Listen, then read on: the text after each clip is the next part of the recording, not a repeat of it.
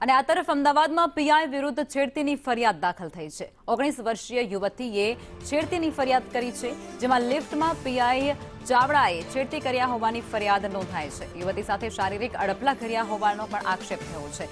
જિગ્નેશ અમારી સાથે જોડાયેલા છે। જિગ્નેશ, પીઆઈ વિરુદ્ધ છેડતીની ફરિયાદ, વિગતો શું?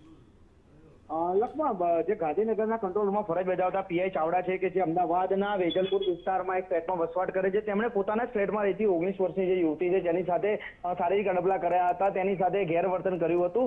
યુવતી જ્યારે 19 તારીખે રાત્રે લગભગ 10 વાગ્યાના અરસામાં જ્યારે લિફ્ટમાં જતી હતી તે સમયે તેની સાથે ચાવડા જે પીઆઈ છે તે લિફ્ટમાં જોડાયા હતા અને તેની સાથે હરકત કરી હોવાની ફરિયાદ દાખલ કરવામાં આવી છે। વેજલપુર પોલીસે પીઆઈ ચાવડા વિરુદ્ધ ગુનો દાખલ કર્યો છે। જોકે ગુનો નોંધાયાની ગંધ આવતા જ પીઆઈ ચાવડા છે તે પોતાનો ફોન બંધ કરી અને અત્યારે ભૂગર્ભમાં ઉતરી ગયા હોવાની હકીકત સામે આવી છે। જે મામલે વેજલપુર પોલીસે તેમની શોધખોળ કરી તેમના વિરુદ્ધમાં કાયદેસરના પગલાં લેવાની કવાયત શરૂ કરી છે।